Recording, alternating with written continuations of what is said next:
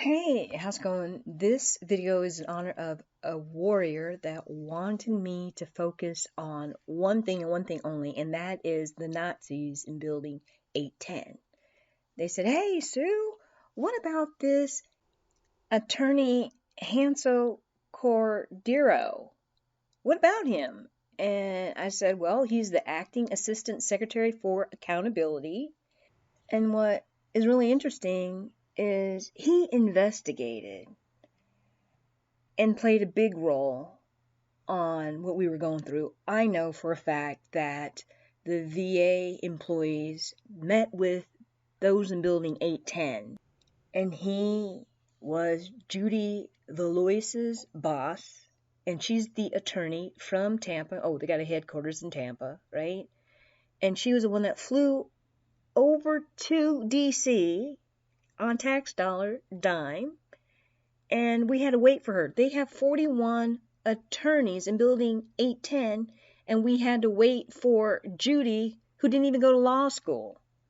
And we sat in an open mediation, and when we sat in open mediation, she said, "Oh yeah, they did violate your rights, but it's not time now." It's not time for what, Judy? The law says if you guys recognize that they're violating our constitutional rights, you got to make us whole. But what she did was she contacted Building 810 when we had mediation, and she basically said, with four witnesses on the phone, she said, "It's not time yet."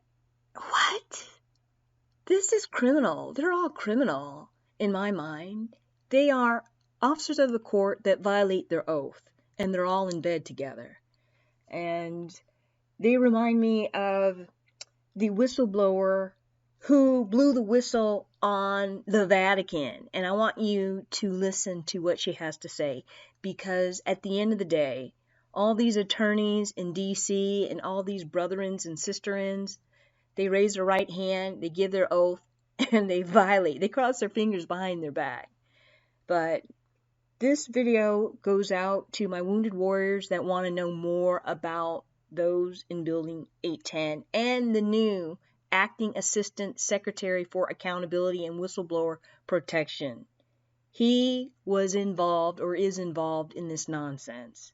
And not only that, Vocelle tells on them on the 6th of June, the 13th of June, the 9th of July, and the 19th of September, under oath. I'm going to let you hear it for yourself. And what you're hearing is on the 6th of June, ex parte meeting with Judge Williams, where she says that they're trying to obstruct justice, the attorneys and her boss, by the 24th of June. The next, what you'll hear, is on the 13th of June when she drags us in there. And keep in mind, I wasn't there, and Robert's an 88 driver. And by law, you cannot mess with the 88 driver or the process server, especially if we're doing something legal. And as far as I can tell, was my process server was serving legal documents. She also mentioned on the 13th of June that we came onto her property. Once again, Robert never got out of the car. You saw the video. I played it too many times to count. And our process server stopped at the edge of her property and dropped the summons. What she did was she and her husband came across the street violating her own fake peace order. Once again, you're going to hear her tell on Building 810, because all of those attorneys, along with those judges and VA employees, leaders, are guilty of obstructing justice in violation of 141, 142, 1985, and 1986. So here, the perpetrator, under oath, obstruct justice. Hear it for yourself. Doesn't the VA have attorneys? They do. And our attorneys are working on it. And right now, we won't hear anything until, I want to say, June the 24th, that the case will be thrown out as far as him suing us in our individual capacity. First of all, let me remind you guys, when they interfere with due process and when they interfere with the ADA Act, nobody gets immunity. Look up Tennessee versus Lane. Nobody gets immunity. Everybody's going down. Next, you're going to hear her when I question her and keep in mind I wasn't there on the 6th of June, I'm questioning her, and she's telling, once again, on attorneys in Building 810 and the DOJ and Amy Berman Jackson. The judge she's talking about is Amy Berman Jackson. They're coordinating together. Well, hear it for yourself. I had the summons. I had what you delivered.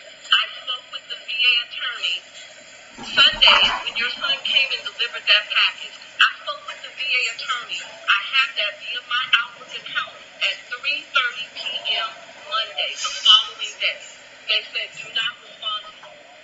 We will answer on behalf of the court and deal directly with the judge. So I was not responding to you.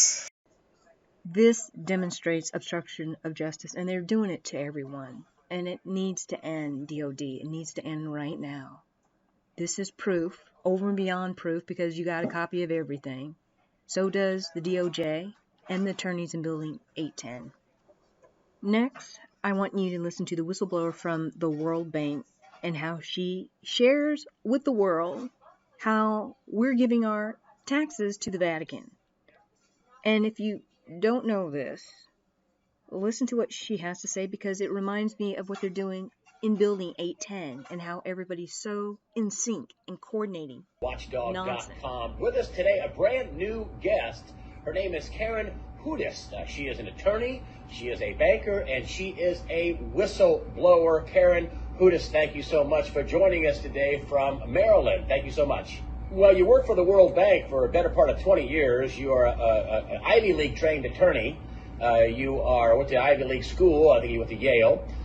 You work for the World Bank as a lawyer. You're a banker, and you were a whistleblower inside the World Bank, not just one time, but several times. It crescendoed. There was a big, almost $1 billion, whistleblowing fraud, malfeasance in the World Bank in Indonesia. And for that, you got a pink slip in 2009. Getting back to the Federal Reserve and the Bank for International Settlements, these groups are in cahoots with the biggest crooks of all, the Jesuits that bought up Bank of America, and they have little secret deals to try to apportion the riches of the world. And in the meantime, all of the countries of the world know that this thievery is going on. We are talking about the biggest thuggery of all, and that is the Jesuits in the Vatican. And let me tell you what I just found out. I always thought that the CIA was the problem and the other intelligence agencies. Guess what? There's a grand intelligence agency that the Vatican puts out, and all of those other crooks are operating under the Vatican intelligence agency. That's what's going on. The money is about the control, and the Vatican intelligence agency, the World Intelligence Agency, we're talking about, we're fighting over money, over what money we're going to use. No, that's the thing I'm saying, Greg. They're not fighting. They've all agreed. The fighting is what we're led to believe. They're all in cahoots, just like all the banks are in cahoots.